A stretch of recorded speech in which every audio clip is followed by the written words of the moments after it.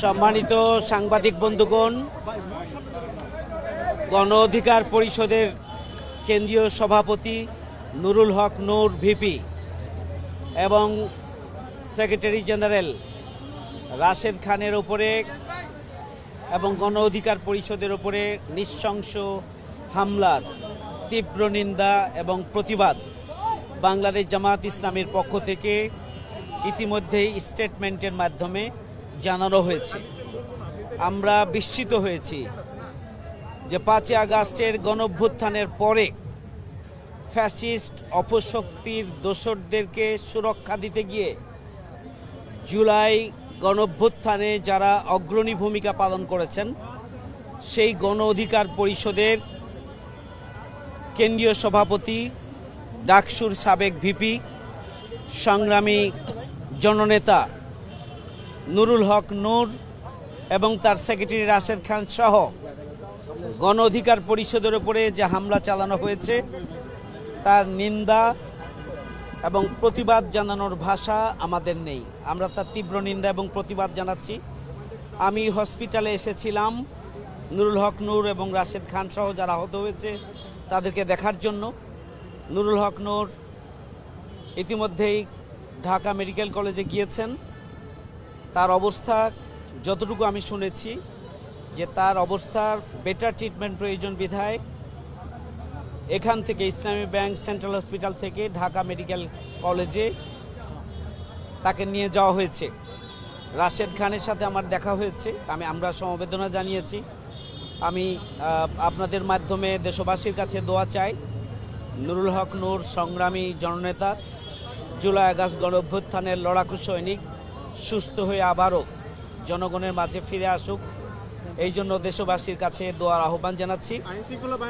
এবং আইন শৃঙ্খলা বাহিনীর ভূমিকা, আইন শৃঙ্খলা বাহিনী এই পরিস্থিতি নিয়ন্ত্রণে ধৈর্যের সাথে যেভাবে ভূমিকা পালন করা দরকার ছিল সেটি না করে ফ্যাসিস্ট অপশক্তির দোসরদেরকে সুরক্ষা দিতে গিয়ে নুরুল হক নূর এবং গণ অধিকার পরিষদের ওপরে নৃশংস হামলা করেছে। আমার মনে হয় এখানে আইন শৃঙ্খলা বাহিনী তারা নিরপেক্ষ ভূমিকা পালন করতে পারেনি।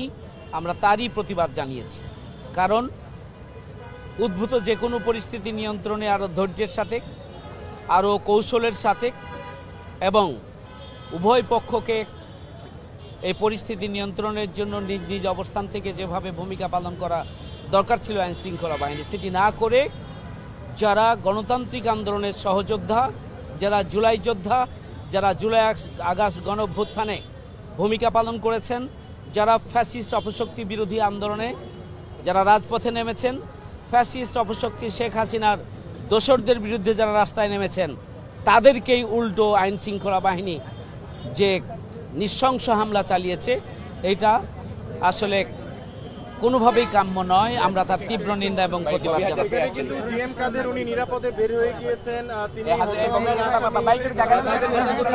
অবস্থায় আছেন। এমন পরিস্থিতিটা আপনারা কিভাবে পর্যবেক্ষণ করছেন? জাতীয় পার্টির নিষিদ্ধের জন্য আপনাদের কোনো কার্যক্রম বা কর্মসূচি সামনে আসবে কিনা? যখন জেলে তখন জাতীয় পার্টির জিএম কাদের ছিলেন উনি জামাতের অবস্থান পরিষ্কার যে জামাত ফ্যাসিস্ট শেখ হাসিনা, তার দোসর এবং তার সহযোগী যারা সবার বিচার চায় এবং সবার বিরুদ্ধেই অন্তর্বর্তীকালীন সরকার আইন শৃঙ্খলা বাহিনী পদক্ষেপ গ্রহণ করবে। আমরা সেটি চাই, এটা আমরা বারবার বলে আসছি, নতুন কথা নয়।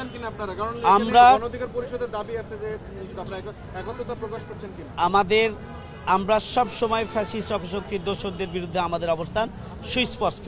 আমাদের কেন্দ্রীয় সংগঠনের পক্ষ থেকে আজকে স্টেটমেন্ট যাচ্ছে। আগামী দিনে আমরা আমাদের সংগ্রামের সহযাত্রী হিসাবে যারা আজকে রাজপথে মার খেয়েছে তাদের সাথে আমরা একসাথে আন্দোলন সংগ্রাম করেছি। আমি মনে করি যে আমরা যারা গণতান্ত্রিক আন্দোলনে অবদান রেখেছি আগামী দিনে ফ্যাসিস্ট এবং তার দোসর মুক্ত বাংলাদেশ প্রতিষ্ঠার জন্য আমরা সবাই মিলে আমরা ভূমিকা পালন করব ইনশাআল্লাহ। আমরা আছি নুরুল হক নূরের গণ অধিকার পরিষদের আন্দোলন সংগ্রামে আমরা আছি, আমরা ব্যথিত। আমরা আগামী দিনের কর্মসূচিতেও আমরা থাকবো ইনশাআল্লাহ। আপনারা ভালো থাকবেন। আসসালামু আলাইকুম।